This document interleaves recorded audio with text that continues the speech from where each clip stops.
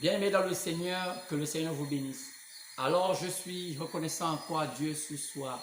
Et je crois que le Seigneur ne nous a pas abandonnés, il est avec nous. Il a dit dans sa parole qu'il sera avec nous jusqu'à la fin du monde. Alors que nous remercions le Seigneur encore d'être ici et saluons tous ceux-là qui nous suivent au travers de leur téléphone, au travers des médias, au travers de leur on peut dire, leur ordinateur, et quelle que soit la manière dont vous nous recevez, et que le Seigneur vous bénisse richement. Je me laisse saluer ceux qui sont peut-être loin, hors du Gabon, que ce soit à l'Hexagone, en France, dans tous les pays du monde, notamment la famille Tankès, monsieur et madame, les enfants, et même leurs fils qui se trouvent très loin d'ici aussi, je crois, en Tunisie. Et ceux-là, parfois, qui ne me connaissent pas, qui me suivent partout par rapport au travail des médias, et que cette vidéo puisse les servir de bénédiction.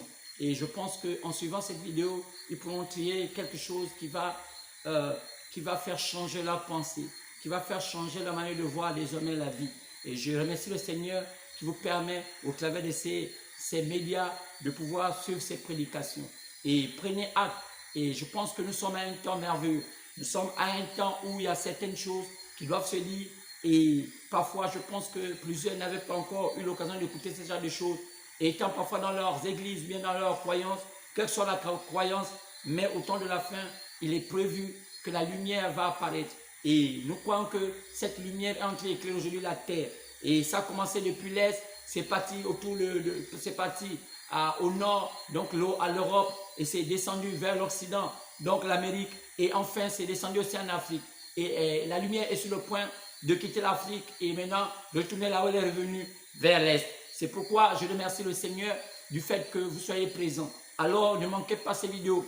Il y a des déclarations, il y a des choses qui sont dites, et ces choses-là vous doivent galvaniser votre âme. Car il est écrit dans la parole que l'homme ne vivra pas seulement de pain, mais toute parole qui sort de la bouche de Dieu. Alors, savez-vous que le diable est prêt à vous séduire, et la Bible dit qu'il rôde comme un lion autour de vous. Il rugit pour vous amener dans les ténèbres. Mais Dieu ne vous a jamais oublié. C'est pourquoi vous devez prendre conscience qu'en ce temps de la fin, il y a tellement de grandes choses qui vont être révélées. Sachant que nous avons reçu un prophète en ce temps de la fin, et Dieu avait programmé cela au travers du prophète Malachie 4. Malachie a parlé de cela et a dit dans son chapitre 4, il a dit qu'on devait recevoir un prophète. Et c'est vrai, et ce prophète est venu au temps de la fin, avant que ce monde ne prenne fin. Alors, si vous ne savez pas cela, c'est que vous n'avez pas bien lu votre Bible. Alors Jésus aussi, lui aussi, on a posé la question au sujet de ce prophète. C'est pourquoi il pouvait répondre dans Matthieu chapitre 17, partant de verset 10 à 11, que Élie viendra et il viendra rétablir toutes choses. C'est pourquoi je remercie le Seigneur que nous avons eu l'occasion de discerner qui était Élie en ce temps, alors qu'il est venu au temps de la fin. Et tout le monde sait qu'au temps de la fin, le Satan est appelé à la Odyssée. Et c'est pourquoi quand on regarde bien la Bible, sur l'Apocalypse chapitre 2, et même l'Apocalypse chapitre 3, on parle des temps de la fin au sujet des âges de l'Église. Et nous voyons que les âges terminent par la Odyssée. Et la Odyssée par la démocratie. Et nous savons quand on parle de la démocratie, nous parlons de ce temps du XXe siècle. Donc, le prophète du temps de la fin était censé venir au XXe siècle. Et au XXe siècle, nous avons vu un homme s'est distingué, il s'appelait William Branham. Et nous avons essayé d'observer tout ce qu'il faisait. Alors, son nom, ce n'était pas Élie, mais il s'appelait William Branham.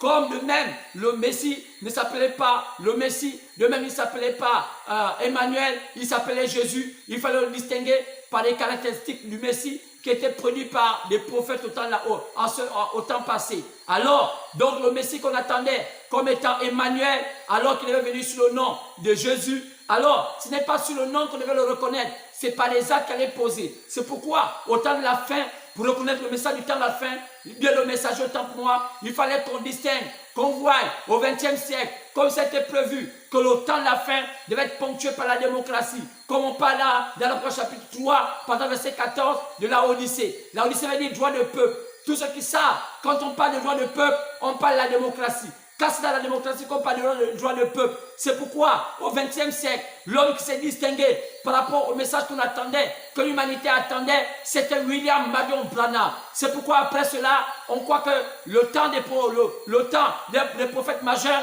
prenne fin aux parents des nations. car les nations n'ont eu qu'un seul prophète. Sinon deux, un qui est venu d'Israël, c'était Paul. Car Paul a été suscité pour être un prophète, sinon un apôtre des nations. Lui-même, il a dit, même plusieurs écritures nous montrent que Paul a été suscité pour les nations, donc pour les païens. Et après, on a compris que la clôture termine par le premier du temps de la fin de Malachie 4. Alors Malachie 4 nous montre qu'il viendra un prophète, Élie. Alors Élie, ce n'est pas son nom, c'est le nom de l'Esprit qui devait l'habiter. On pourrait voir cela dans Luc chapitre 1 verset 17. Alors on dit qu'il marchera avec la puissance et l'Esprit d'Élie. Donc on peut convenir tous que Élie ce n'était pas le nom de quelqu'un, c'était le nom de l'Esprit qui allait accompagner le prophète du temps de la fin.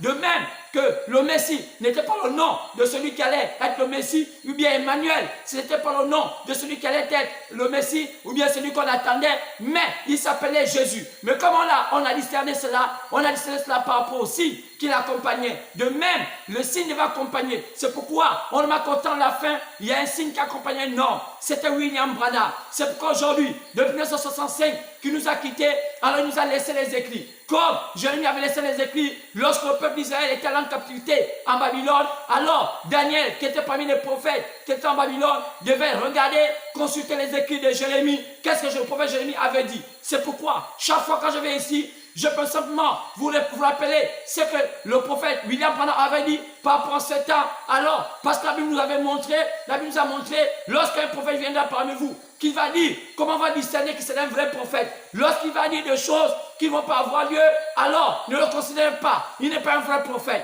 Mais depuis que je connais ce message, depuis que j'ai fouillé, depuis que j'ai rencontré ce message, qui a été apporté par le oint de l'Éternel, William Branham, j'ai compris qu'aucune chose, même pas une seule chose n'a failli. Tout ce qu'il avait dit, s'est accompli, et même certaines choses sont à venir à s'accomplir. C'est pourquoi, aujourd'hui, nous voulons encore continuer avec le message. Un message extraordinaire, alors que nous avons commencé à apporter un message dès mercredi, là où on parlait des différentes Babylones. Alors vous savez, c'est parfois quelque chose d'épineux, parce qu'il y a des gens qui ne peuvent pas comprendre. Parfois c'est un plan de la parole de Dieu, parce qu'ils prennent la parole de Dieu à une certaine manière. Alors, nous en tant que pasteurs aujourd'hui, le temps de la fin, comme les ouvriers la 11e heure, comme avait prévu Jésus, qui aurait les ouvriers la 11e heure. Ceux qui ont reçoivent la même récompense que ceux qui sont venus avant. Alors, nous là, les derniers ouvriers, la 11e heure, on est obligé de faire le raclage. Ça veut dire que prendre ce que les anciens n'ont pas pu donner et amener ça à la lumière des Saintes Écritures. Et c'est ce qui fait que la beauté, la chose va être réelle. Parce qu'il y a certaines choses qu'on a laissées de côté, mais nous qui venons derrière, nous venons ramasser, racler ce que les anciens n'ont pas pu faire. C'est pourquoi nous avons une mission très importante, ce n'est pas oublier, ne fût-ce qu'un centime de parole qui a été oublié, ne fût-ce qu'une miette de parole qui a été oubliée. C'est nécessaire pour nous aujourd'hui de racler tout pour qu'aujourd'hui le monde entier soit au parfum de toute la lumière de la parole de Dieu, parce que bientôt viendra la fin. Car un homme ne peut pas être condamné sur la parabole jugée. C'est pourquoi aujourd'hui le message que nous apportons, c'est un jugement. Car nous croyons que tous ceux-là qui passeront là-bas du jugement au trône blanc, ils ne pourront pas s'excuser parce que le Seigneur a envoyé ses oints durant des temps, durant des années, et les gens ont écouté la parole. Mais jusqu'à aujourd'hui, la parole est prêchée et Dieu a envoyé ses serviteurs partout dans le monde entier, dans les recoins, dans les campements, partout, là où même là où on ne pourrait pas arriver, seulement pour que la parole de Matthieu 24, 14 puisse s'accomplir. Lorsque l'évangile va faire les quatre de la terre, alors viendra la fin. Alors il était prévu que l'évangile puisse faire l'Est, le Nord, le septentrion, donc l'Occident, l'Ouest et le Sud, qui est l'Afrique. Après cela, retournons à nouveau maintenant à l'Est, parce que nous savons que le Seigneur Jésus avait encore 3 ans et demi à accomplir en Israël, parce qu'il avait arrêté ces 3 ans et demi, parce qu'il devait avoir 7 ans. Il devait avoir un travail d'une semaine, comme avait dit le prophète Daniel. Quand il parle de 70 semaines, il a dit le Messie viendra en 1 semaine, il va travailler. Mais à la moitié de la semaine, il sera retranché. Alors il a été retranché, il a été tué. Mais après, il reviendra à nouveau. C'est pourquoi il est prévu qu'au temps de la fin, le Seigneur Jésus revient. Car la Bible nous dit qu'il y a une seconde venue. Alors, les Juifs savent que le Messie doit revenir à nouveau. C'est pourquoi il est prévu qu'ils prennent encore une petite partie de ceux qui n'avaient pas cru autant il était venu, parce qu'il avait aveuglé Israël à cause des païens. Donc nous, les nations, il les a aveuglés à cause de nous. Car il nous dit cela, selon Actes chapitre 15, partant du verset 13 à 15.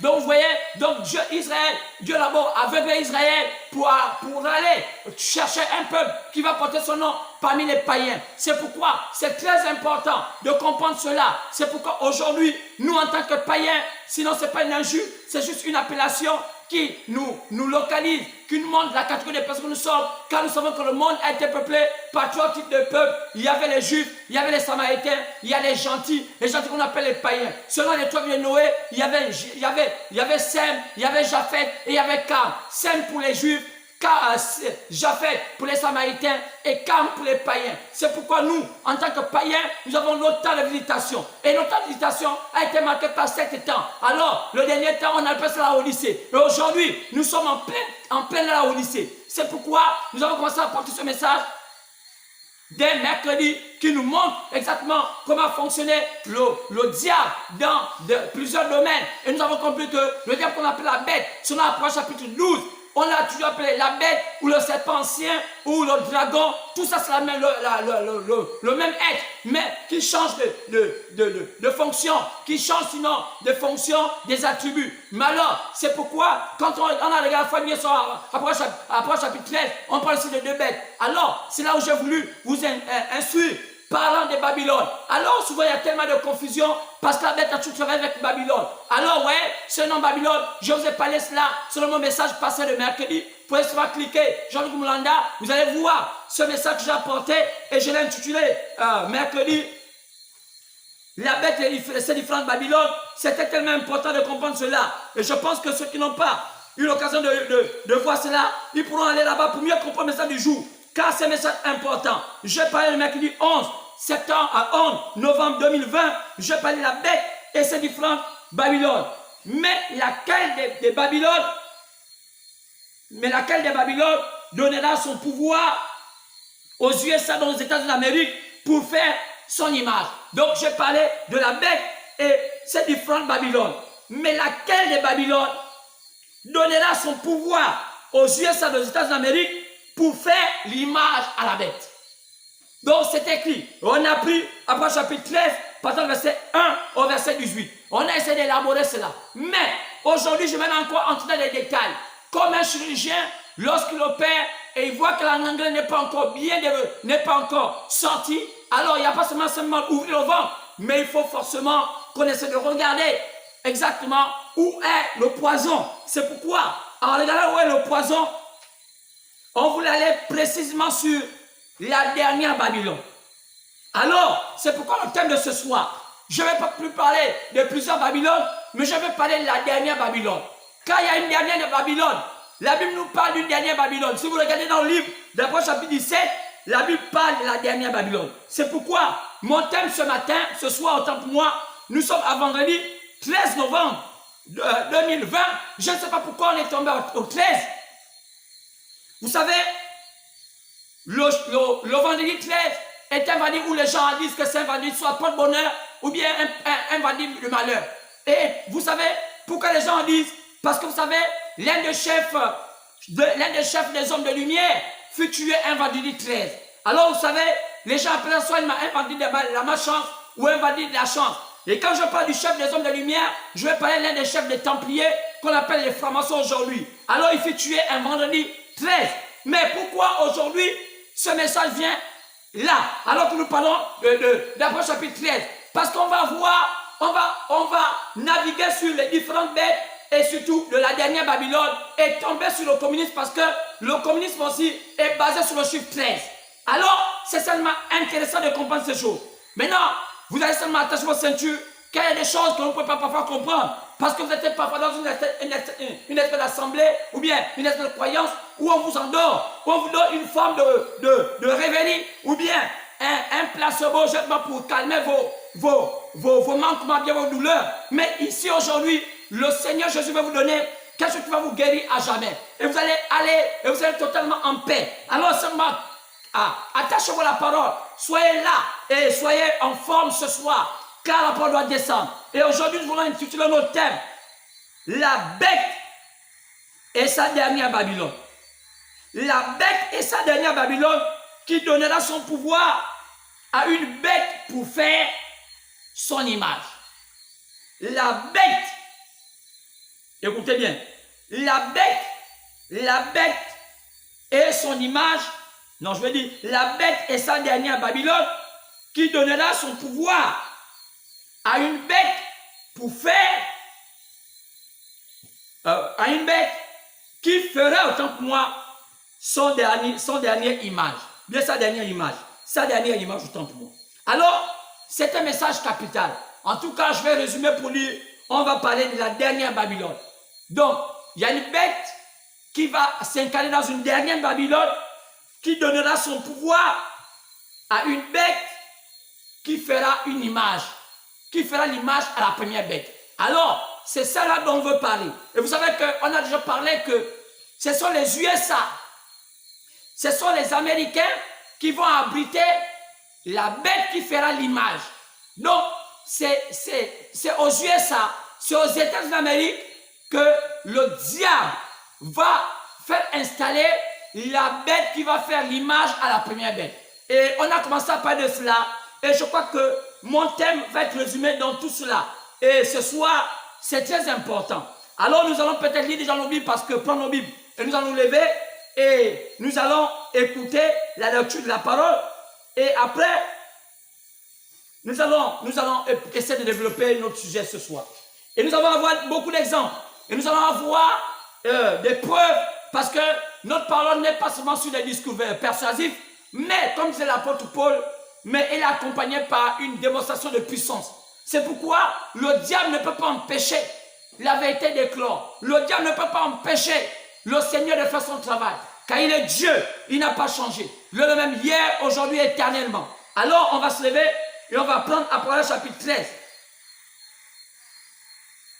Apocalypse chapitre 13, partant du verset 1 au verset 18.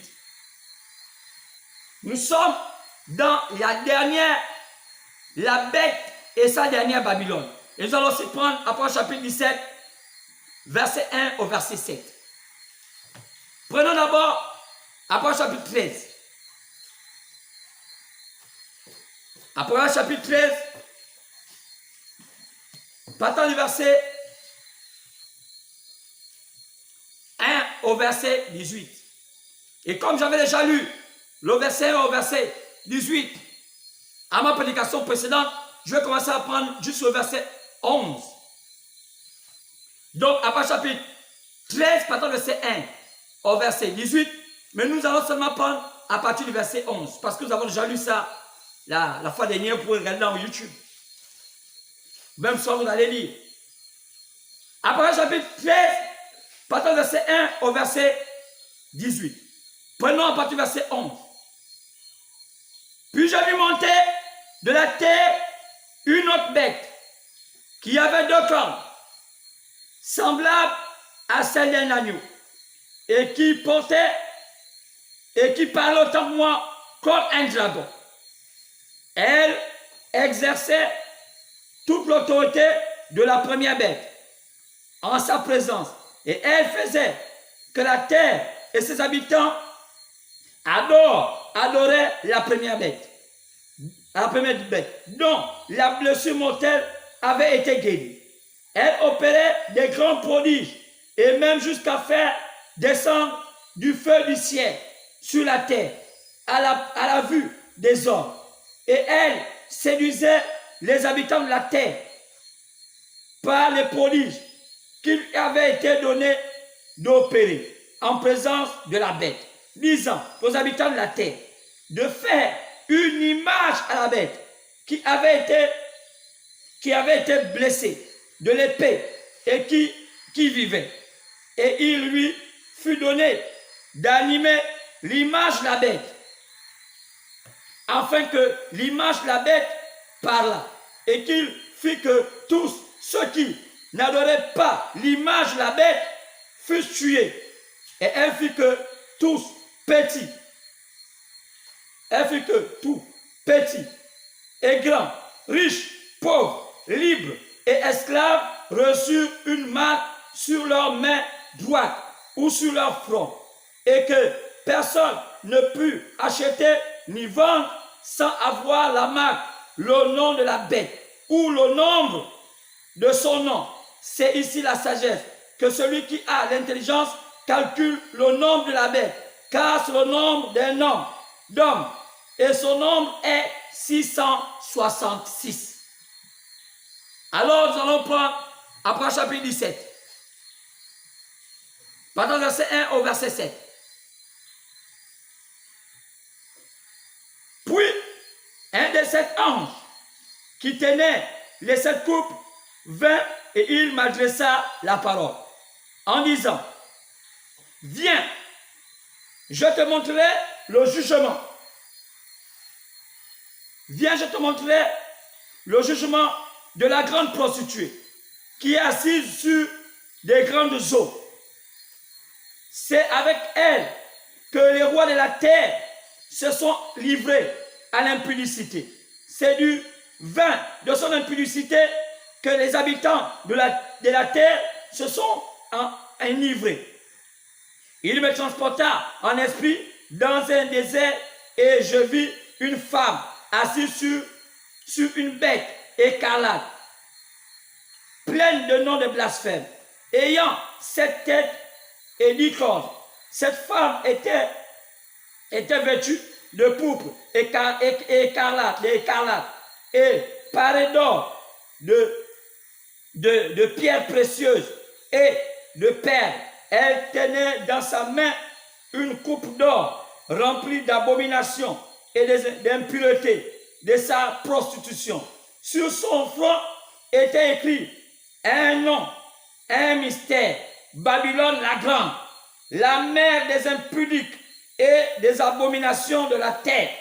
Et je vis cette femme ivre du sang des saints et du sang des témoins de Jésus. Et en la voyant, je fus saisi d'un grand étonnement. Et l'ange me dit, pourquoi t'étonnes-tu? Je te dirai le mystère de la femme et de la bête qui la porte, qui a les 7 têtes et les 10 cornes. Que le Seigneur bénisse la lecture de sa parole. Dans le parfait nom du Seigneur, viens ainsi prier. Amen. Alors on peut s'asseoir. Le thème ici est important. On a déjà expliqué ici que la bête qui ferait l'image à la bête sortira des États-Unis d'Amérique. J'ai déjà eu cela ici, je commence à vous montrer ça ici. Et je vous ai dit qu'il n'y a qu'à voir des signes, car l'Apocalypse parle en symbole. Et lorsqu'on parle de l'Apocalypse chapitre 13, parlant de cette bête qui va sortir des États-Unis, remarquez, il y a d'abord une première bête, celle-là, elle a une manière d'être. Quand on la regarde, il y a une similitude entre la première bête de l'Apocalypse chapitre 13, partant du verset 1 au verset 10,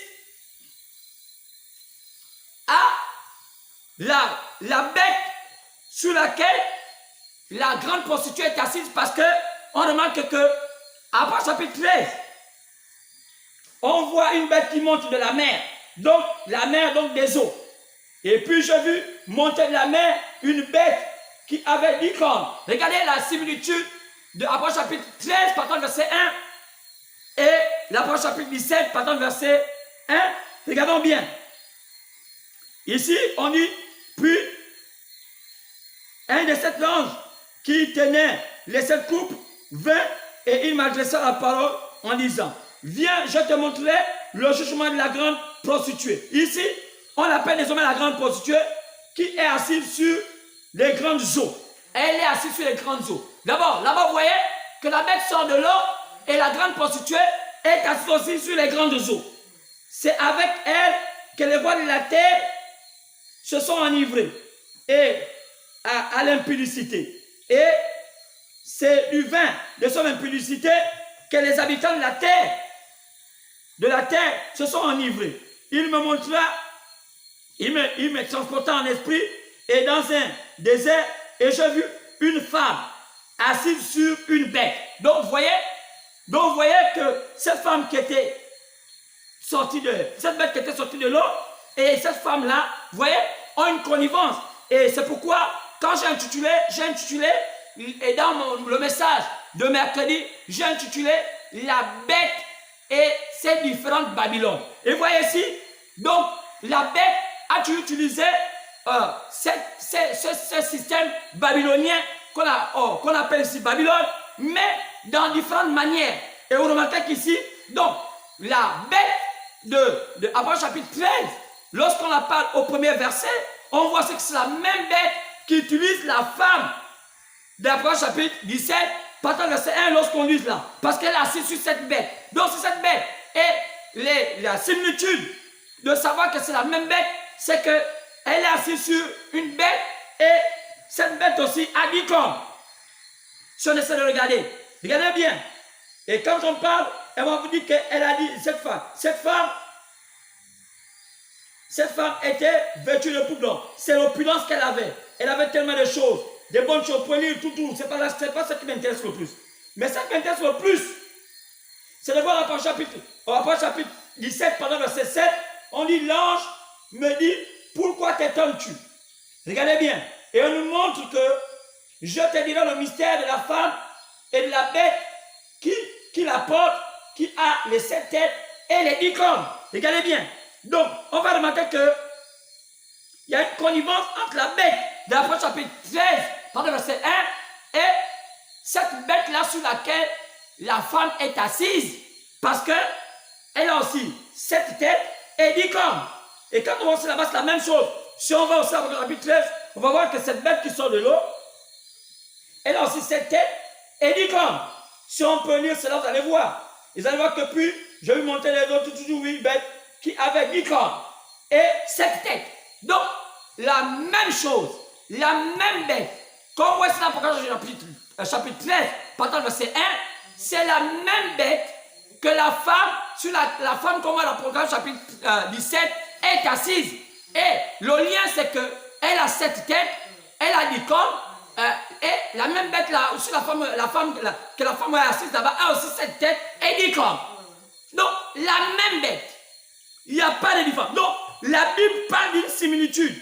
Mais cette fois-ci, on remarque que la femme qui typifie l'église, car ici, quand on va parler de la femme là, on va dire que c'est une ville. La Bible finit par vous dire que c'est une ville. Lorsque vous lisez, Apocalypse chapitre 17, partant du verset 18, il dit, la femme que tu as vue, c'est la grande ville qui a la royauté sur les rois de la terre. On dit, elle est assise sur, on dit que ces 7 têtes-là, ce sont 7 collines. Lisez l'Apocalypse chapitre 17. Nous, vous allez voir que, donc, cette femme-là, c'est une ville qu'on a conçue sur 7 collines. Et les 10 colines-là, ce sont les 10 puissances qu'elle utilise pour manipuler le monde. Et vous allez remarquer que vous allez comprendre la connivence avec le fait qu'à la sortie de la Deuxième Guerre mondiale, il y a 10 pays qui se sont réunis pour être les forces. Ça y est, il y a eu 2 blocs avec 10 pays qui se sont réunis. Un bloc de 5 pays, un autre bloc de 5 pays. Un bloc était conduit par les États-Unis d'Amérique, l'autre bloc était conduit par les Russes. Donc, remarquez qu'on va encore répartir même à la statue de Daniel que les mécaniciens avaient vu sur les orteils, qui avaient 10 orteils. Une partie était de fer, une partie était de l'argile. Vous allez remarquer que les acteurs qui étaient les signataires des accords à la sortie de la Deuxième Guerre mondiale, lorsqu'on a fait l'Organisation des Nations Unies, on va comprendre qu'il y avait le président ouvert, qui veut dire le fer dans le profond anglais, et il y avait aussi le président Khrouchtchev, qui était russe, qui veut dire l'argile. Donc on remarquait que la Bible, alors que ça s'est passé des milliers d'années plus tard, voilà que la Bible a mis à nu une histoire qui s'est passée des milliers d'années plus tard, comment le monde allait s'organiser et le monde allait être sous le contrôle du chaos. Quoi? Les 2 puissances qui sont devenues en 10. Donc, jusqu'à aujourd'hui, le monde ne peut pas comprendre parce qu'ils n'ont pas fait confiance à ce que Dieu a dit. Ils ont fait confiance aux églises, ils ont fait confiance aux organisations. Mais Dieu nous avait promis que, au temps de la fin, il devait nous envoyer un prophète. Qu'est-ce que devait faire ce prophète? Pas nous raconter les Balivans comme nous raconte Bakakou Philippe, en racontant que je suis le prophète de l'Afrique. Il n'avait pas ça que son prophète d'Afrique. S'il veut être prophète d'Afrique, c'est parce que les Africains en ont besoin. Mais les chrétiens n'ont pas besoin d'un prophète d'Afrique, ou bien prophète d'Amérique, ou bien prophète je sais pas. Ils ont besoin d'un véritable prophète de Dieu. Parce qu'on a besoin d'avoir un prophète d'un continent, parce que même l'Europe n'a pas eu un prophète. C'est parce que maintenant, Israël a un prophète, comment se dit que l'Afrique a besoin d'un prophète. Même les autres n'ont pas des prophètes. Donc, comme ça, nous on n'en parle pas de bêtises parce que les Ivoiriens, on les connaît, ils sont déjà habitués à nous faire un peu de spectacle. Un peu comme les Ivoiriens, ce qu'on appelle le Congo démocratique. Il n'y a que ces deux pays-là qui font beaucoup de spectacles et il n'y a qu'à voir toutes les bêtises qu'ils peuvent nous raconter. Alors, excusez-nous du terme, nous ne peut pas sur ces bêtises. Donc, un prophète a parlé. Un prophète nous a parlé. Et ce prophète nous a fait comprendre clairement. Alors, les choses sont claires. Et je te fais comprendre que la bête qui sort de la terre, celle-là ne vient pas de Rome. Parce que celle qui sort de l'eau, celle-là c'est Rome. C'est la Rome qu'on appelle aujourd'hui l'Italie. Et nous savons que la ville qui est construite sur cette montagne se trouve en Italie. Et la seule ville qui est comme ça construite sur cette montagne, c'est le Vatican. On a rasé cette montagne, on l'a perché comme la Nouvelle Jérusalem. Ça, tout le monde sait, selon l'histoire, que lorsqu'on a bâti le Vatican, il y avait cette montagne, et ils ont mis des piliers, et ils ont rasé cette montagne-là, ils ont perché le Vatican comme une sainte cité, comme avait prévu la Bible, parlant de la cité de lumière. Alors, vous savez que le diable est toujours prêt à falsifier. Et les gens ne savent pas toutes ces choses. Pourquoi? Parce que l'homme se contente du manger du bois. L'homme ne se contente pas de son salut. L'homme aujourd'hui a fait du manger du bois son Dieu. L'homme a fait aujourd'hui de vanité son Dieu. C'est pourquoi il est prévu qu'au temps de la fin, l'humanité va s'éloigner davantage de Dieu. C'est pourquoi il n'y aura que peu d'élus. C'est-à-dire qu'il y aurait beaucoup d'appelés, il y aurait peu d'élus. Pourquoi? Parce que c'est le temps où l'être humain est aveuglé. Et c'est clair.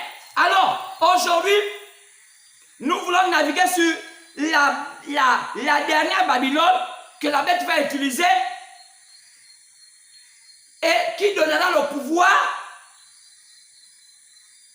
à la dernière bête qui va faire l'image à la bête.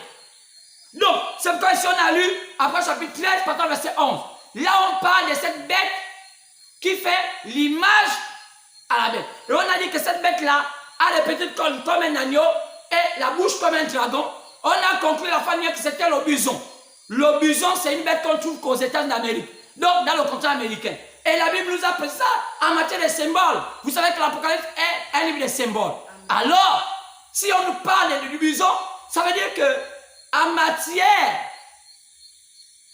de la provenance ou bien de l'installation de la deuxième bête qui va faire l'image à la bête, cette bête-là sera aux États-Unis d'Amérique. Donc c'est pourquoi les yeux de tous les chrétiens doivent être rivés vers l'Amérique pour voir, de même qu'ils ont les yeux rivés vers l'Amérique pour voir la venue du prophète dans la fin, parce que c'était prévu.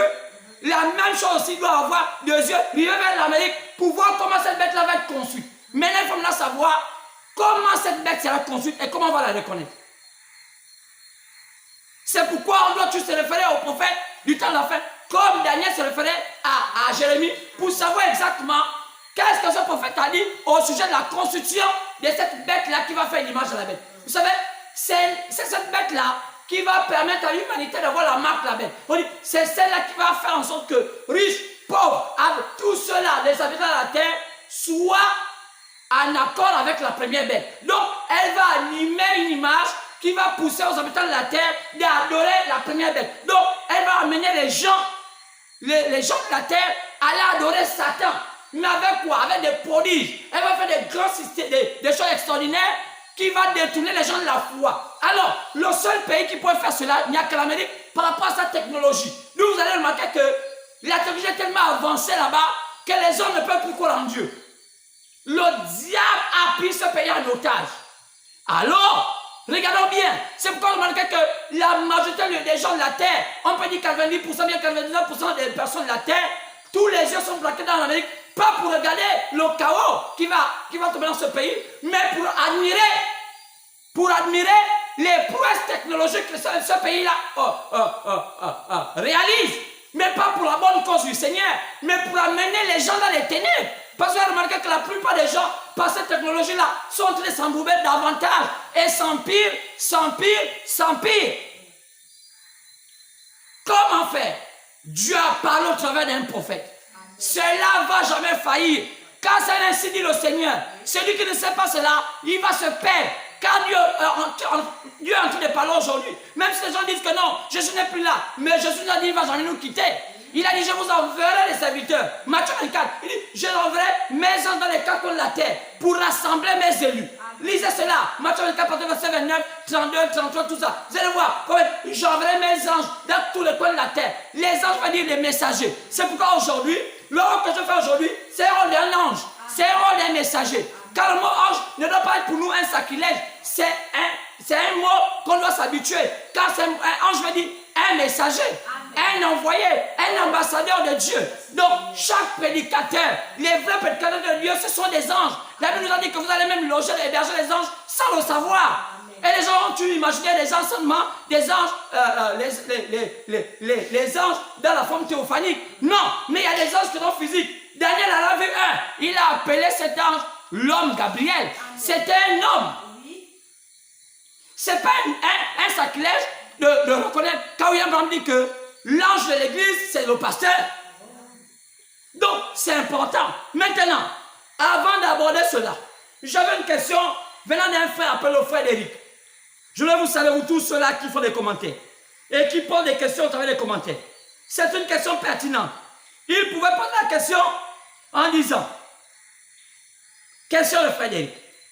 Dans Daniel 2, dans Daniel chapitre 2, il est dit qu'il y a une pierre qui descend sur le secours d'aucune main. Il s'agit de qui? Du Seigneur Jésus dans son âge du millénium, ou bien de la manifestation de l'épouse dans ce temps-ci. La pierre qui descend dans le secours d'aucune main là. Il s'agit de Seigneur Jésus-Christ dans son âge du millénium, ou bien de la manifestation de l'épouse en ce temps actuel. Alors, je vais prendre 5 minutes rapidement, vous me permettez. Je vais revenir à ma prédication. Regardons bien. Répondant à cela, vous pouvez voir ça dans Daniel chapitre 2, par exemple verset 34 à 36. On parle de son de Nebuchadnezzar qui voit, lorsqu'il avait les 4 empires, après qu'il avait les 4 empires avec des royaumes qui étaient en bas, un peu d'argile et de fer, lisez ça là-bas dans vos maisons. Daniel 2, 34 à 36, le son de Nebuchadnezzar. À Daniel 2, 44 à 45, il dit que ce serait un royaume. Daniel 2, 44 à 45. Il dit c'est un royaume. Daniel 2, 45 à 44 à 45. Il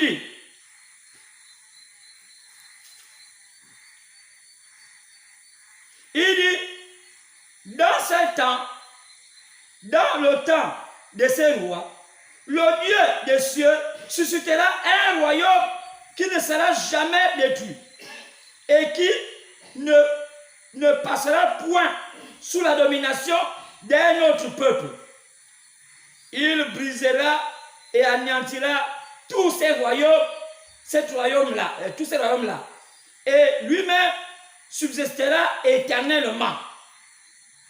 C'est ce qui indique la pierre que tu as vue se détacher de la montagne sans le secours d'aucune main et qui a brisé le fer, les reins, l'argile, l'argent, l'or. Le grand Dieu a fait connaître au roi ce qui doit arriver après cela. Le songe est véritable et son explication est certaine. Son explication est certaine. Donc, il parle ici d'un royaume. Maintenant, regardons. Quand on essaie d'avancer, Jésus aussi nous parle de cela dans Matthieu. Matthieu chapitre 21, verset 42 au verset 44. On dit, la pierre qui a été rejetée par ceux qui baptisaient est devenue la principale de l'homme. On peut aussi voir ça dans Actes chapitre 4, partant verset 8 à 12. Qui est cette pierre? parenthèse cette pierre. Acte 4. Acte 4, 8 à 12. Acte 4, 8 à 12 dit, il est écrit, alors Pierre, rempli du Saint-Esprit, leur dit, chef du peuple et ancien d'Israël, puisque nous sommes interrogés aujourd'hui sur un bienfait accordé à un homme malade, afin que nous disions comment il a été guéri, sachez-le tous, que tout le peuple Israël, je crois que c'est ça. Non, je crois que c'est pas ça. Je dis acte 4, acte 4. Je crois que c'est ça. Je sais ça, oui. Donc, Pierre le dit. Il dit, puisque nous sommes intéressés par rapport à ça, oui. Donc, sachez au verset 10, sachez-le tous, que tout le peuple d'Israël le sache. C'est par le nom de Jésus de Nazareth que vous avez crucifié, que Dieu a ressuscité des morts. C'est par lui que cet homme se présente en pleine santé devant vous. C'est par le nom de Jésus qu'il se présente en pleine santé parmi vous. Jésus est la pierre rejetée par vous qui bâtissez. Il dit, Jésus, au verset 11, Jésus est la pierre rejetée par vous qui bâtissez. Il n'y a de salut en aucun autre, car il n'y a sous le ciel ou aucun autre nom qui ait été donné parmi les hommes par lequel nous devons être sauvés, que celui de Jésus. Car c'est lui la pierre angulaire qui a été rejetée. Ajoutons combien? Éphésiens chapitre 2, partant verset 20 au verset 22. Éphésiens 2. Éphésiens 2, 20 à 22.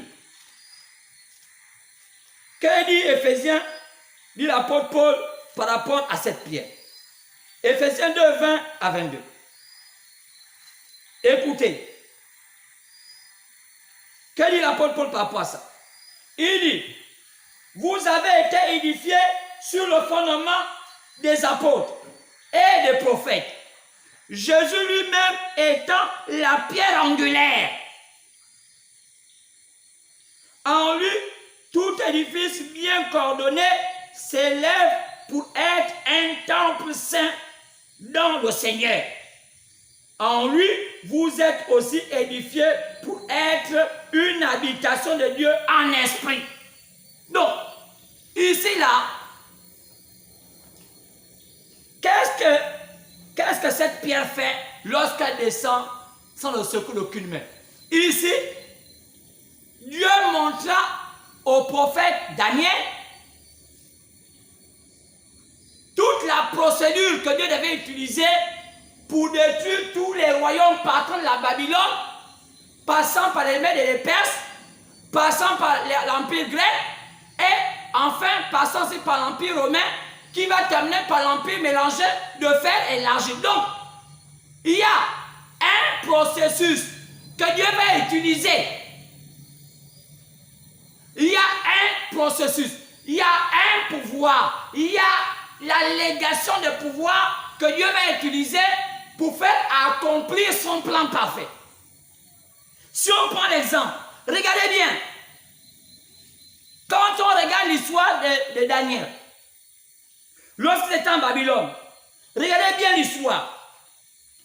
Qui est-ce qui donna à Nebuchadnezzar le pouvoir mettre les enfants d'Israël en captivité, sinon le peuple de Juda? La Bible dit que c'est Dieu lui-même. Daniel, c'est Dieu lui-même qui donna à Nebuchadnezzar le pouvoir de mettre les enfants de Dieu en captivité. Ce n'était pas une autre personne, c'était Dieu lui-même. Si on peut regarder, parce que souvent il y a trop de confusion. C'est Dieu lui-même qui a fait cela. Et je pense qu'on peut avoir l'occasion de regarder cela. Car il est dit que Regardez bien. Dans le livre de Daniel, il est dit, parce que je ne vais pas prendre trop de temps, il y en a tellement, vous pouvez lire le chapitre 2, le chapitre 2, le chapitre 2, vous allez voir à la fin, Daniel va dire que, voilà, au verset 44, il dit, le Dieu des cieux suscitera un royaume. Donc, c'est Dieu. Alors, mais avant ça, j'ai voulu, parce que je n'ai pas pu noter ça, mais j'ai voulu vous montrer là où Daniel va dire à Nebuchadnezzar que c'est Dieu qui l'a suscité pour faire tout ce qu'il est en train de faire. Oh, si je trouvais la partie, ça nous va. Voilà, au verset 36 du chapitre 2. Voilà le son. Nous en donnerons l'explication devant le roi. Ô roi, tu es le roi de rois, car le Dieu des cieux t'a donné l'empire, la puissance et la force et la gloire. Il a remis entre tes mains en quelques lieux qu'il habite les enfants des hommes, les bêtes des champs, les oiseaux des cieux, et il t'a fait dominer sur eux tous. C'est Dieu qui avait suscité Nebuchadnezzar. Donc quand il parle il a fait sur une pierre, donc de même que Dieu avait suscité Nebuchadnezzar pour que Israël arrête d'aller dans le péché, parce que les enfants de Juda devaient être des modèles. Quand il avait choisi, désormais il avait quitté Aaron qui s'était égaré, ceux de Lévi, il s'était maintenant embarqué, lui avait maintenant pris comme succession d'Aaron dans le sacerdoce, ceux de Juda. Alors il voulait que ceux de Juda soient gloire. Parce que ceux de Juda avaient tenu ferme lorsque vous remarquez bien, lorsque Israël s'était perverti et que Salomon était mort, remarquez bien, c'est la tribu de Juda qui est restée ferme à Dieu. Donc, clairement, la tribu de Juda, après ça, a commencé à aller dans le mauvais chemin.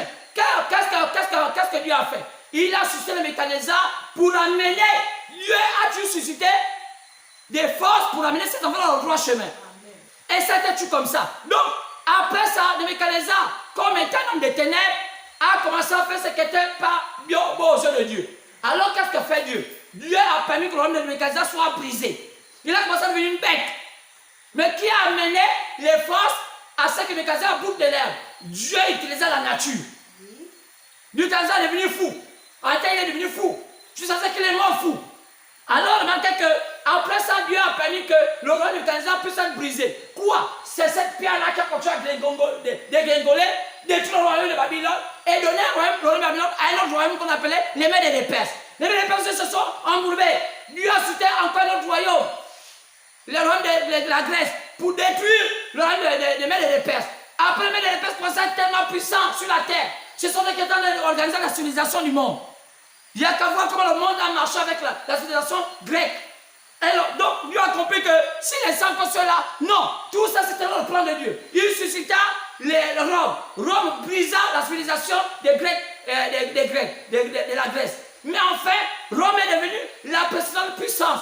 Dieu a fait quoi? Il a encore suscité une puissance qui a divisé ces saints romains. C'était Jésus lui-même. Alors, ils se sont embarqués dans le christianisme. Après, il fallait que Dieu descende pour susciter quoi? Le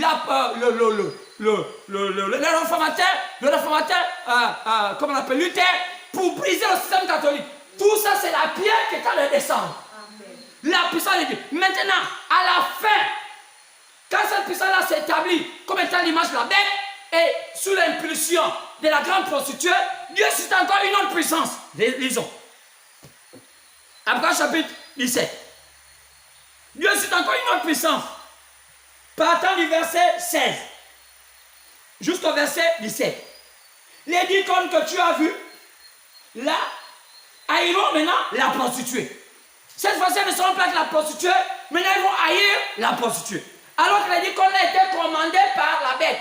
Les 10 cornes ont été commandées par Satan, mais maintenant, on voit cela, d'après chapitre 17, partant du verset 16, ces cornes-là se tournent maintenant contre la prostituée. Alors qu'avec pour la prostituée, dans les années à venir, il est prévu que cette puissance, je veux dire que ce sont des puissances qui vont se tourner maintenant contre la prostituée. Mais qui permet ça? On dit ici, les 10 cornes que tu as vues, là, haïront que tu as vu, et la bête, voilà, les icônes que tu as vu, et la bête haïront la prostituée.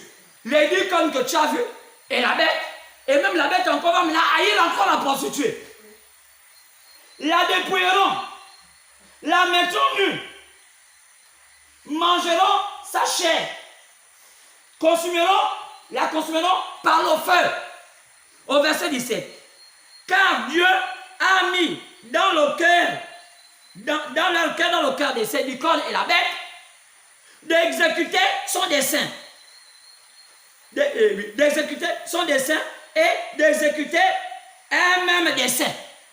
Maintenant, il faut maintenant savoir qui sont ces icônes qui vont en faire ce retour maintenant contre la bête, parce que plutôt contre la prostituée. C'est pourquoi vous allez comprendre la duplicité. Sinon, la perplexité, c'est tellement perplexe, l'évangile. Et ici, le point de table à faire, nous révèle ici que les icônes là, c'est le communisme. Si c'est le communisme, qui sont ces icônes? Donc le communisme est entre les mains de Dieu pour faire exécuter son plan pour détruire la prostituée. Donc, comment les pasteurs peuvent vous dire encore d'avoir peur du communisme, et le communisme est au danger, alors que le communisme a été suscité par l'Éternel pour faire exécuter son plan? Donc, quand un pasteur prêche et qu'il n'est pas dans le plan, c'est que vous sentez qu'il ment. Parce que ça doit être clair. On dit que les icônes et la bête vont maintenant haïr la prostituée. Parce que la prostituée, c'est elle qui a rendu le monde ce qu'il est. Ce qu'elle est. Ce que le monde est. Il est le monde. Donc, remarquez bien ici. Parce qu'on dit que tous les lois de la terre font quoi avec la prostituée? Toutes les lois de la terre faites avec la prostituée. Tous les lois de la terre se sont riches avec la prostituée. Maintenant, on dit que Dieu a fait un plan. Oh Seigneur Jésus. Il faut comprendre les choses. Maintenant, donc, la qualité du message des pasteurs doit changer. Maintenant, vous allez être surpris de comprendre qu'il va arriver comme un message sans être des vrais messages, alors que c'est Satan qui vous instrumentalise pour vous amener à ne pas connaître le plan de Dieu. Donc, en réalité, l'ennemi de l'église aujourd'hui, l'ennemi des enfants de Dieu, ce ne sont pas le communisme. Parce que le communisme serait pris par Dieu pour faire exécuter son plan. Donc c'est pourquoi il faut qu'on ait des pasteurs qui savent lire les Écritures. Les pasteurs qui marchent pas à pas sur les traces ensanglantées de Jésus, qui a laissé ça entre les mains de son prophète William Branham. William Branham a laissé. Et nous marchons encore sur les pas ensanglantés. Comment voulez-vous comprendre? Les gens qui connaissent William Branham peuvent dire aujourd'hui à leurs fidèles de faire attention au communisme. Mais c'est pas le communisme.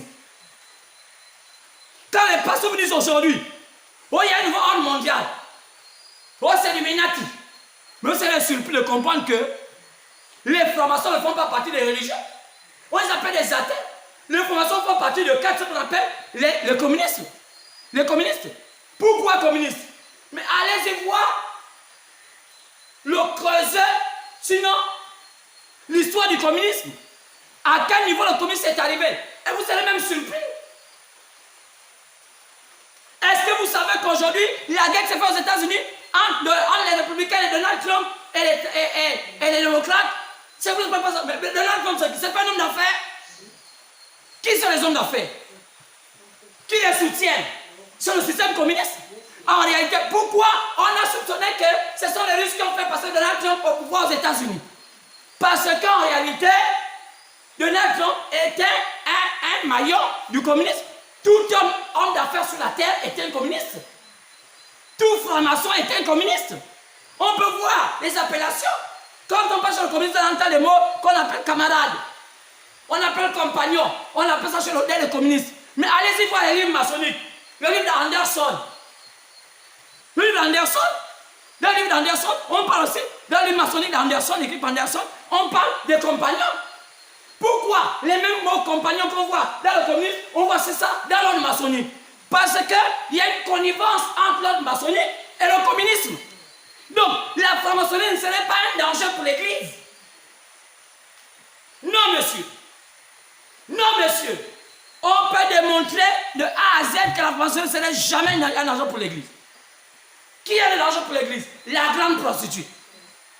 Parce que la grande prostituée, c'est une religion. C'est le catholicisme. C'est elle qui fait naître plusieurs enfants. Dit, c'est une maman, une grande prostituée. Qui a mis à qui au monde? Qui a mis les protestants? Qui a mis les éveillés? Toutes ces églises-là qui viennent après là, ce sont les filles catholiques. Ce sont elles qui vont se confédérer. Oh! Jésus a dit, ce serait tellement subtil. Les deux vont marcher tellement ensemble. On ne saura pas qui est le faux. Qui? Le faux ne vient pas du communisme. Le faux vient de la religion. C'est pourquoi c'est clair. Quand vous prêchez encore à vos fidèles dans les églises, oh attention, le ordre mondial, les francs-maçons, Illuminati, c'est un faux message. C'est que vous n'avez jamais compris qui était William Branham. Vous n'avez pas compris, c'est que parce que c'est écrit. Le communisme entre les mains de Dieu. On va lire ça tout à l'heure. C'est pourquoi ici, quand on parle de la dernière bête, la dernière Babylone, je vous ai montré qu'il y avait d'abord Babylone, lisez ce nom, il écoutait la vidéo passée. La Babylone du temps après Noé. Ça, c'était une famille. Ils ont embrassé le monde par l'occultisme en imposant à l'humanité un culte à Satan qu'on appelle le polythéisme. Depuis des années, toute l'Afrique fait du polythéisme. Toutes les pratiques que le monde païen fait, on appelle ça du polythéisme. Il n'y a pas un pays au monde de nation qui ne fait pas du polythéisme. En France, en Angleterre, au Gabon, en tous les pays du monde entier, la pratique qu'ils font dans leur tradition, c'est du polythéisme. Amen. Ça vient de la Babylone. Maintenant, après, on a encore vu Babylone, nous, au temps de Daniel. Ça avait changé, ça va devenir un empire, donc politique. C'est pourquoi, remarquez bien, Dieu suscita le Nebuchadnezzar. En réalité, ici en type, le communisme est un type du Nebuchadnezzar. Lui-même dit que le communisme est un type de Nebuchadnezzar. Oui, monsieur. Maintenant, quel est le problème aujourd'hui? C'est que le communisme, comme au temps de Joseph, lorsque le monde était en famille, qu'est-ce qui avait sauvé le monde? Joseph. Qui était devenu Joseph? Dans une forme religieuse? Non. Joseph était devenu un pharaon. Le monde politique. Donc, c'est Joseph, en d'autres termes, c'est la politique qui avait accepté Joseph pour prendre son don, pour utiliser son don pour sauver le monde. En d'autres termes, le communisme va prendre Jésus pour croire. Donc, c'est comme ça remarqué dans les livres maçonniques, le nom de Jésus intervient. Le nom de tous les serviteurs de Dieu intervient. Mais regardez bien, quand les gens parlent des premiers pères américains, les premiers présidents, comme George Washington, les Abraham Lincoln, les Jeffersonville, qui étaient-ils ces hommes-là? Vous allez être surpris de comprendre que lorsque la Rome païenne était la Rome papale, elle avait amené les gens à adorer tout le monde le Dieu du polythéisme. Donc, d'où on a vu l'église catholique naître en 325. Mais pourquoi ils sont allés maintenant faire l'Amérique? C'était pour fuir l'église catholique. Mais quand ils ont fait là-bas l'église catholique, ils sont là-bas allés où avant de faire l'Amérique? Ils sont là-bas allés en Angleterre. Mais quelle est la chose qui les a amenés à contrer un peu l'église catholique avant de fuir à nouveau en Angleterre? Mais c'était quoi? C'était le protestantisme. Mais est-ce que le protestantisme est né en Angleterre? Non. C'est pourquoi les Américains, les Anglais ont récupéré le protestantisme de Luther. Ils ont maintenant appelé ça le protestantisme anglican, l'église anglicane. Donc, un protestant, mais de manière anglaise. Mais regardez bien. Quand les Anglais ont quitté l'Angleterre, maintenant ils ont conquis le nouveau pays de liberté qu'on appelle l'Amérique. Comment ils faisaient pour adorer? Qui sont les premiers qui faisaient l'adoration? Ce sont les anglicans. C'était le protestantisme. Mais à quelle manière? À la manière anglicane. Maintenant, regardez bien. Comment les Anglais pouvaient se trouver pour distraire les affaires du surnaturel? Vous avez remarqué que le père de la franc-maçonnerie, anglaise s'appelle Anderson. Qui était-il? C'est un protestant. C'est un protestant qui a fait l'ordre maçonnique qu'on appelle la franc-maçonnerie. Lisez les livres, l'ordre de M. Anderson. Il était un calviniste. Il était des Calvins. Mais qui étaient des Calvins? Mais ça veut dire qu'il descendait des protestants. Donc, la franc-maçonnerie, vous allez voir maintenant un livre de formation, vous allez même voir, il vous parle des Calvins, il vous parle de Luther, il vous parle de la réforme dedans. Dans les livres maçonniques, je peux vous démontrer ça, c'est écrit. Amen. Comment ils en parlent? Oh là là. Oh là là. C'est là où c'est compliqué. C'est comme William disait que le troisième poule n'est pas pour les bébés pentecôtistes. Il faut des vrais pasteurs. Sinon, les pasteurs là vont vous confondre. Alors, Anderson, qui était-il? Lisez l'histoire de la franc-maçonnerie. Comment elle a été montée? C'est de tous les cultes du judaïsme mélangés avec ceux qui étaient des hommes qui étaient à la recherche de l'élévation de la lumière. Suite à tout ça, ils vont monter une croyance, parce qu'ils disent qu'ils ne sont pas une religion, mais une croyance qu'on appelle une croyance de lumière. Mais regardez bien, mais quand ces moments-là arrivent, on était dans le moment des empires. Après l'autre empire va prendre fin, on va arriver dans l'ordre des royaumes. Mais qu'est-ce qui va faire cesser l'ordre des royaumes? Mais c'est la venue des temps des lumières. C'est écrit ici dans le livre d'histoire. Ils ont intitulé ça quoi? Ils ont intitulé ça la diffusion des idées de lumière. Ce sont des idées de lumière qui ont fait ce qu'on appelle les républiques. Donc aujourd'hui, quand on dit République du Gabon, ça ne vient pas de la religion. C'est des mots émanant des idées de lumière. Donc, quand on lit l'histoire, on se rend compte que même l'école,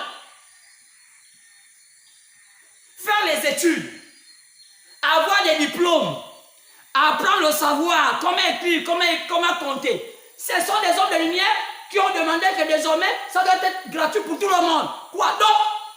Le changement de dispensation, quittant des empires, le royaume, et maintenant enfin, on est arrivé en République. Donc, en République, ce sont des hommes de lumière, qui c'est? Les athées.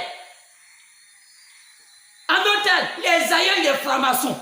Donc aujourd'hui, si on fait l'école, si on a remarqué tout, les Diderot, tous ceux qui ont fait le savoir, tous ceux qui ont fait la lumière, tous ceux qui ont bouleversé notre manière de vivre, qui a amené tout ce qu'on voit aujourd'hui. Comment? La voiture, tout le savoir, tous les bouleversements du monde, ce sont les hommes de lumière qui ont fait ça. Ils étaient dans un ordre. Donc, comment voulez-vous? Mais on vous a dit que c'est Dieu qui fera tomber une pierre sans le secours d'aucune main, qui va faire briser tous les systèmes. Mais regardez à la fin, qui est-ce qui brise la grande prostituée? C'est le communisme. Amen. Mais qui sont les communistes? Ils ne sont pas des chrétiens, ils sont des athées, mais ils connaissent que, amen, comme Nebuchadnezzar, le Dieu Tout-Puissant les a donné un ordre de faire exécuter ce qu'il a demandé de faire. Amen. Comment voulez-vous fuir là où le diable vous attend alors que Dieu vous a libéré quelque part? On appelle ça Dieu mal compris. Parce que même quand vous fuyez les francs-maçons, tout ce que vous faites aujourd'hui en matière des études, ce sont les hommes de lumière qui ont fait ça. Lisez le livre d'histoire. Vous allez voir tous les savants, Montesquieu, tous ces hommes dans le monde entier, la médecine. Leur Dieu dit William Branham. Oh, je sens que je peux un petit peu me la lèvre. Ça commence à aller.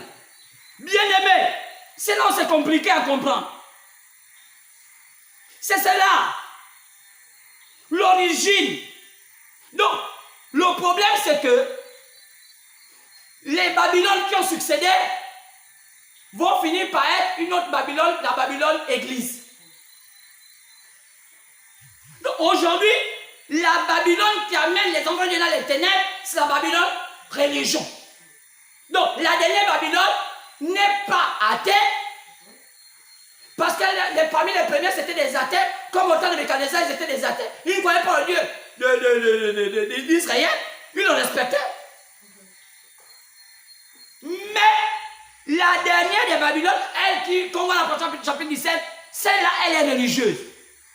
Pourquoi Dieu demande à ce que les athées les détruisent cela? Parce que c'est celle-là qui arrive à faire comprendre les hommes en faisant conscient que c'est la vérité, alors qu'elle parle de Jésus. Mais pourtant, ce n'est pas de Jésus qu'elle parle. Elle introduit d'une manière furtive, d'une manière subtile, le diable dans la vie des hommes, en parlant de Jésus. Et elle fait ça avec ses enfants. Qui sont ses enfants? Les églises. Pourquoi? Parce que ces églises ne croient pas la volonté de Dieu. Ils croient à leur système qu'ils ont organisé. Donc aujourd'hui, le danger aujourd'hui sur la terre, ce ne serait pas les formations, ni le communisme. C'est comme encore aujourd'hui, quand on part aux États-Unis, les Américains ont peur du communisme, ils savent même ce qu'est le communisme. Aujourd'hui, tous les Américains sont d'accord que Trump puisse reprendre les élections, prendre la présidence. Mais qui est Trump? C'est un bébé communiste. Trump, c'est un homme de lumière. Tu ne peux pas être un homme sur la terre sans appartenir au cercle de lumière. Maintenant, que voulez-vous, homme? On veut des Trump. Voulez-vous des Trump? Oui. Voulez-vous des formations? Non. Mais voulez-vous des Trump? Oui. Voulez-vous des communistes? Non, ce sont nos ennemis. Voulez-vous des évangéliques? Oui. Voulez-vous des catholiques? À peu près oui. Voulez-vous des communistes? Non. Attends, vous voulez que je fasse son contraire? Vous cherchez quoi? On cherche que le pays puisse prospérer. Il prospère comment? Il prospère par les richesses. Qui sont en connivence avec la grande prostituée pour enrichir la terre. On dit tous les rois de la terre sont ensemble avec la grande prostituée. Donc en autre terme, le communiste est avec la grande prostituée. Et le communiste sait que la grande prostituée, c'est qu'elle fait. Elle maltraite les enfants de Dieu. Elle maltraite les gens de la terre. Qui est-ce qui pousse aux gens à dire que non, les formations sont dangereuses? C'est une guerre. Je peux vous démontrer comment, dans les livres maçonniques qui vous expliquent. Loin de moi d'être maçon, mais je vous dis ce qui est vrai. Un jour, Jésus a dit, rendez à César ce qui est à César. Ça voulait dire que Jésus était devenu maçon, parce que César, c'est un homme de ténèbres. Pourquoi Jésus n'a pas combattu César? Sachant que César était l'empire qui dominait Israël et qui les maltraitait. Frère, nous sommes arrivés à un moment où le message, frère, où la parole de Dieu, ce n'est pas donné à n'importe quel pasteur. Sinon, vous allez glisser. L'un des éminents hommes qui étaient avec Jésus, qu'on appelle Jésus Arimathée. Au moment de la mort du Seigneur Jésus, il fallait l'enterrer. Il sort de nulle part. On n'a jamais entendu parler de lui. Mais on dit que non, il était disciple de Jésus. À quel moment? On dit que c'était un homme d'affaires. Un peu comme Donald Trump. Il fait les affaires avec qui? À l'époque, il fallait être en affaire avec Rome. Rome ne croyait pas en Jésus. De quelle affaire Jésus Arimathée faisait avec les Romains? À quel moment Jésus Arimathée a pris le baptême avec Jésus? Pourquoi la Bible n'en parle pas? Parce que c'était les croyants de l'ombre. Amen. C'est ça. Donc, être croyant, être un chrétien, c'est pas le fait de prendre ta Bible et crier. Ah! Non, chacun a sa place. Joseph, qui était un vrai croyant, lorsqu'il allait vers Pharaon, on lui a posé la question, Joseph, êtes-vous quoi? Vous êtes quoi? Vous êtes des éleveurs? Vous êtes des bergers autant pour moi? Car être berger en Égypte, c'était une malédiction. Joseph était mieux dire à Pharaon que non, nous ne sommes pas des bergers, nous sommes des éleveurs. Pourquoi Joseph avait menti de dire, il a dit qu'ils sont éleveurs non bergers. Quand son père Jacob vient, Pharaon me pose la même question à son père. Jacob dit, nous sommes des bergers. Pharaon regarde Joseph dire, mais toi tu vas dire que vous êtes éleveurs. Ton père dit que vous êtes des bergers. Pourquoi Joseph avait dit qu'ils sont éleveurs et Jacob avait dit qu'ils sont bergers? Parce qu'en ce temps-là, entre les deux, le prophète c'était Jacob. Jacob était obligé de lire la parole. Et Joseph lui faisait l'exercice du politique. C'est pourquoi Joseph ne peut pas présider un culte. Jacob peut présider un culte. Donc, il y a des gens qui sont appelés dans le sacerdoce, il y a des gens qui ne sont pas appelés dans le sacerdoce. C'est comme dit qu'un pasteur ne peut pas faire les affaires. Sinon, il va compromettre l'œuvre. Parce qu'il a une voie à suivre. Il doit suivre une voie juste. C'est pourquoi on doit laisser les Joseph à leur place, les Jacob à leur place. Joseph, c'était un prophète politique. C'est pourquoi, regardez bien, quand le catholicisme prend l'ampleur sur la terre et s'explose, elle finit par faire naître des enfants, et ces enfants-là se transforment en Christ. Plus tard, ils transforment dans des religions. Et ces religions-là naissent des hommes qui se cachent pour faire une contre-défense contre la bête, contre la prostituée. Alors naissent d'autres lumières qu'on appelle rose-croix franc-maçonnerie. D'où c'est? Remarquez seulement comment pourquoi des gens qui sont censés être vraiment des hommes très très dangereux pour l'Église vont citer les réformes de Luther dans leur récit. John Calvin pourrait dire qu'ils étaient ces hommes de lumière et dire que leur rite est basé sur Salomon. Regardez bien. Ça veut dire quoi? Ça veut dire que c'est la pensée qui veut dire que c'était un pharaon qui connaissait Joseph. Donc, le monde politique actuel où les francs-maçons vont même dans les églises, font même tout ce qu'on fait, c'est un type un pharaon qui connaît Joseph. Amen.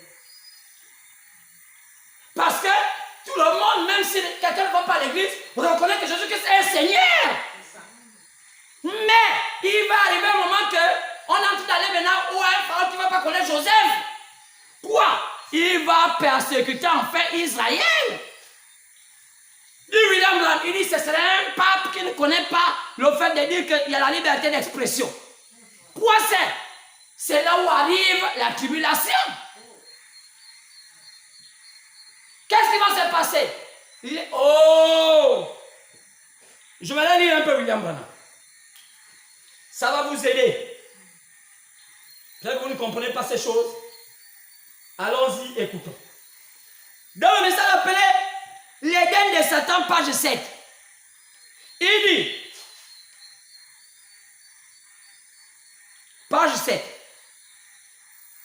l'Éden de Satan. Que dit le prophète du temps de la fin par rapport à l'Éden de Satan? Il dit, non pas en formant un groupe communiste, non. Non, ce serait pas ça. Les communistes n'ont rien à y voir là-dedans. C'est l'Église qu'il faut surveiller. Vous voyez, ce ne sont pas les communistes. Ce ne sont pas les communistes qui séduiraient même les élus. Non, c'est l'Église qui séduirait même les élus. Ce ne sont pas les communistes. Nous savons qu'ils n'ont rien de Dieu, le communiste. Ce sont des athées. Et qu'ils sont antichristes. Bien sûr, le communiste. En principe. Mais l'antichrist, ce n'est pas le communisme. Non. L'antichrist serait religieux. Donc, c'est clair. Le communiste ne serait pas l'antichrist. L'antichrist serait religieux. On peut encore avancer. C'est pourquoi cette guerre qu'on voit aux États-Unis, quoi? Le pouvoir politique. Quoi? Le troisième exode, page 22. sur l'élection truquée. Il dit, il doit arriver que les machines truquées d'élection puissent faire élire un président démocrate qui va chercher à mettre une femme au pouvoir. Pourquoi? Pour un but précis.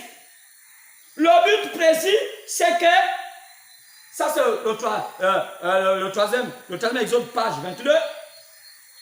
Le but précis, c'est que, étant fauché, qu'est-ce qu'elle pense? Du 24 mars 1963, matin au tabernacle, à la page 39, il est dit que les États-Unis seront fauchés. Il n'y a que deux possibilités de sortir de là. C'est qu'ils fassent comme avait fait le président cubain, Fidel Castro, en trafiquant la monnaie. Alors, qu'est-ce qui se passe? Les États-Unis savent que le seul pays riche aujourd'hui au monde, il n'y a que le Vatican, il n'y a que Israël. Donc, ils sont dans l'obligatoire de faire une alliance avec le Vatican pour renflouer les caisses de l'État. Alors, la chose, il faut élire un président qui est catholique. Qu'est-ce qu'il faut dire? Oh, continuons. La marque de la bête. Regardez bien, qu'est-ce qui va se passer? Il dit à la page 24. Quand vous regardez cette petite bête avec les cornes, comme un agneau, c'est le bison américain, lui William Branham. C'est le bison américain. C'est là où ils veulent faire l'image à la bête. Quoi c'est? Ils veulent faire une grande organisation protestante qui va réunir toutes les églises protestantes, partant du protestantisme jusqu'aux éveillés, pour faire une grande force, comme avait fait l'église catholique. Mais qui aura pour bénédiction l'église catholique, pour qu'enfin la maman donne à manger à ses filles. Si déjà la moitié du monde est catholique, l'autre moitié du monde, sinon l'autre moitié du monde est protestant et les autres. Donc, si déjà la moitié du monde catholique est entre les mains de la bête, et on prend que ceux qui ne sont pas catholiques, qui sont protestants, la moitié entre les mains de la bête. Maintenant, où sont ceux qui ne seront pas entre les mains de la bête? Donc, les États-Unis sont censés organiser l'autre moitié qui a fait l'église catholique, qu'on appelle les protestants, pour leur donner à nouveau à leur maman. Donc, les églises de sur la terre aujourd'hui sont entre les mains du diable. Pourquoi? Parce que vous allez vraiment que même là, quand on a le message, c'était un message qui les amène simplement à se faire voir, pas à connaître la volonté de Dieu.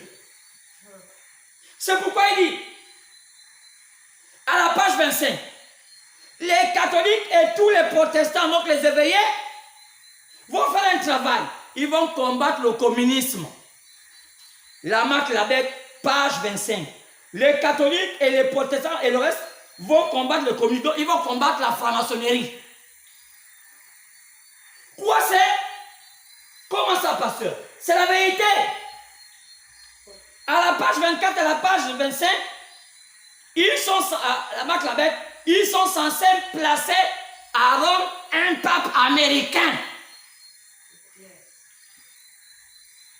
Donc, que Trump passe, que Trump ne passe pas, la parole va finir par ça complet.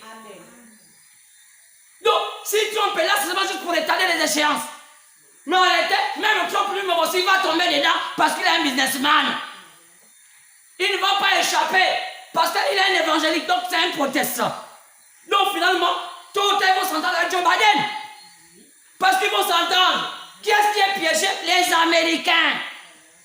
Parce que c'est un pays qui ne va plus aller vers Dieu. C'est un pays qui va à la mondanité. C'est un pays qui est entre les mains du diable. Oh! Est-ce qu'on peut encore avancer, dit le prophète William? Est-ce qu'on peut dire des choses? Les protestants, oui. Ils vont le faire. Qu'est-ce qui va se passer? Regardez bien. Il dit le message appelé une trompette qui rend un son confus. Page 15.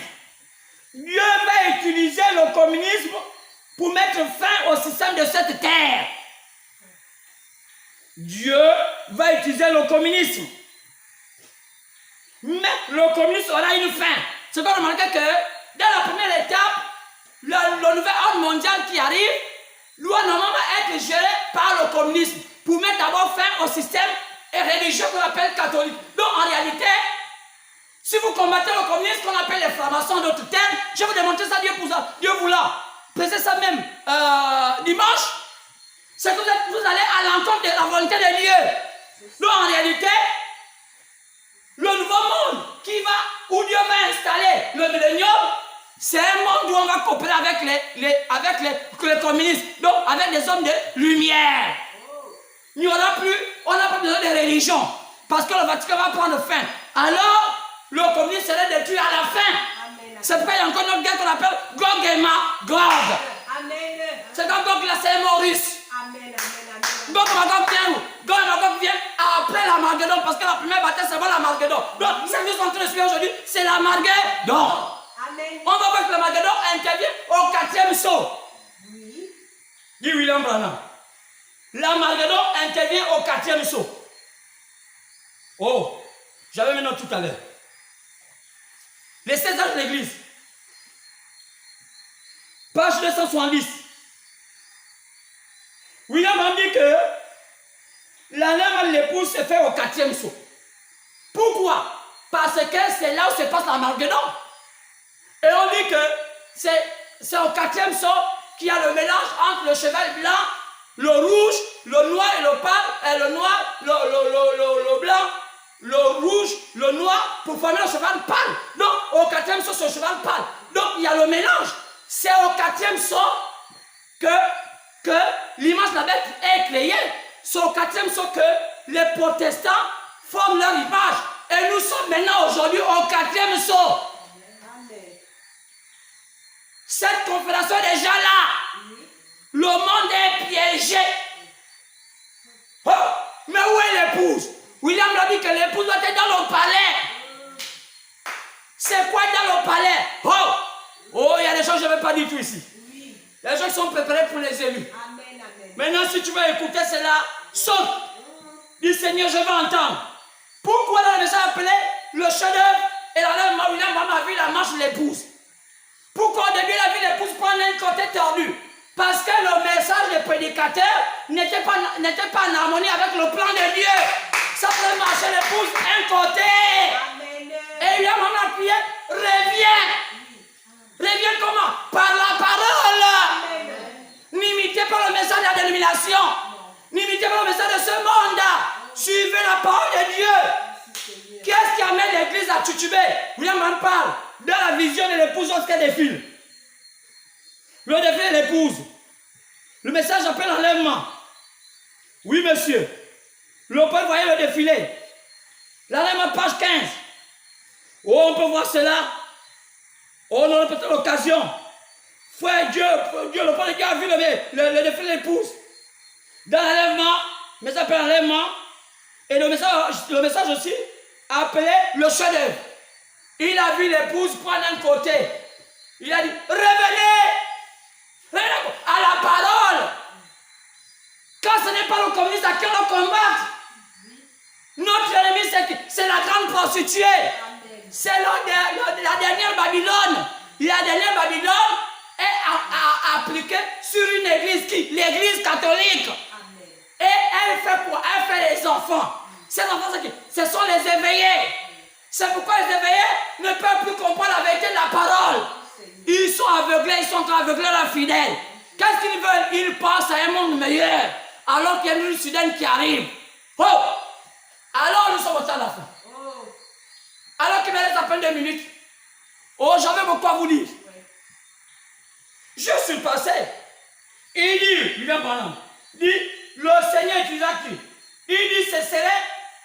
Ici, ce serait. Il dit, il utilisa qui? Il va utiliser le communisme. Le communisme serait entre les mains de Dieu. Le message appelé Jésus-Christ, la version de Jésus-Christ. Page 47.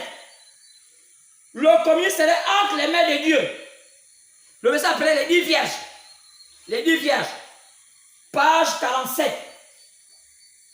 Lui, il a dit que le communisme, c'est entre les mains de Dieu. Comment voulez-vous dire une chose qui est entre les mains de Dieu et vous appelez ça antichrist? Donc vous êtes des pasteurs aveuglés.